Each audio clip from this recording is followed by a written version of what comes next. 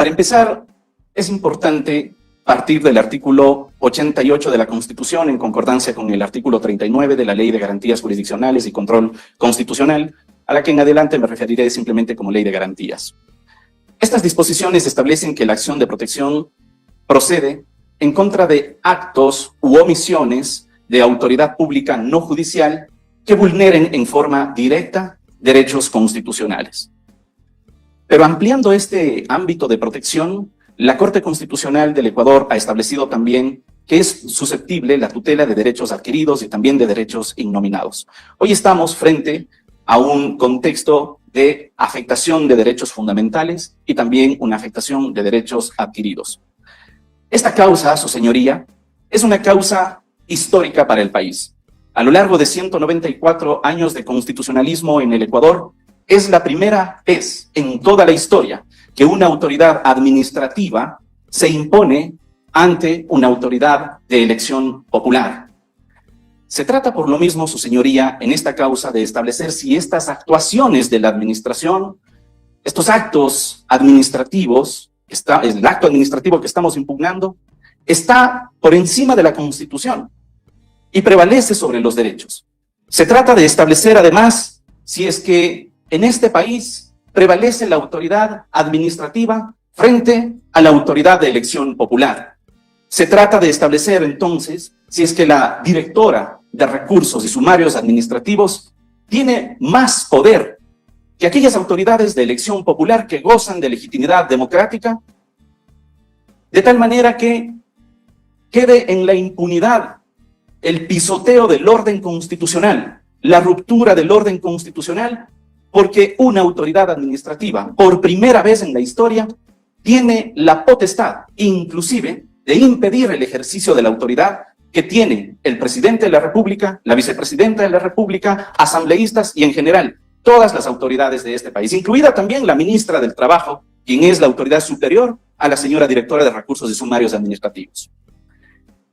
Para el efecto, su señoría, a modo de antecedente en esta acción, es importante recordar lo que ha sucedido en la sustanciación de este sumario administrativo.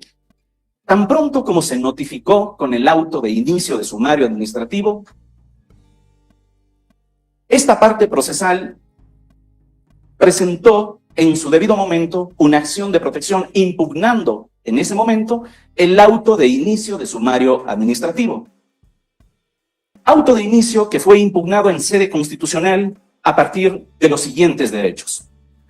Se fundamentó que ese auto de inicio de sumario administrativo violaba el derecho a la seguridad jurídica por irrespetarse el artículo 129, 130 y 145, numeral 5 de la Constitución.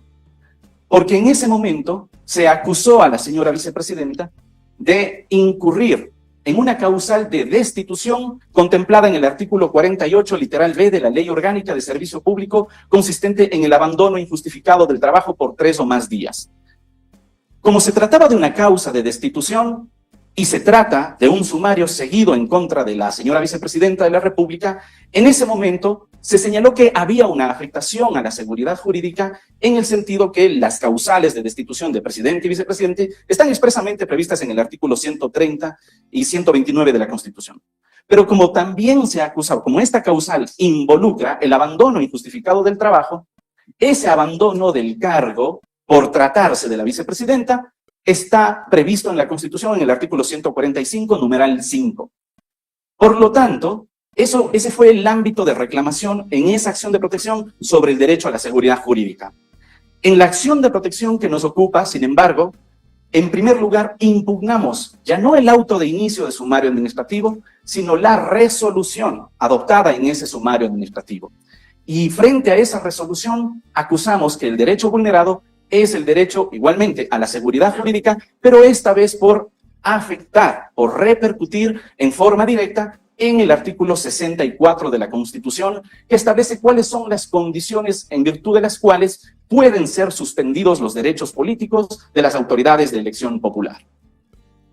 Por otra parte, en la primera acción de protección en contra del auto de inicio de sumario administrativo, también se impugnó la implementación, la creación del Ministerio del Trabajo como un juzgador ad hoc, como un tribunal de excepción, violación constitucional está prevista en el artículo 76, numeral 7, literal K, que determina a modo de garantía procesal del derecho a la defensa que nadie puede ser juzgado por tribunales de excepción.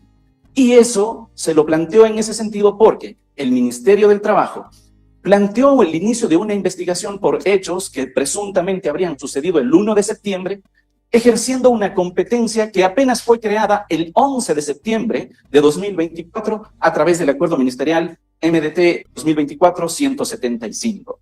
De tal manera entonces que el Ministerio del Trabajo se erigió como un juzgador ad hoc, como un tribunal creado para el efecto, prohibido por la Constitución. Perdón, para comprender.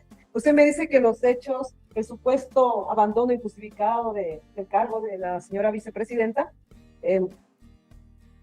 fue el 1 de septiembre del 2024 y que el 11 de septiembre del 2024 es creado el acuerdo ministerial. Sí. Gracias, continúe. Bien.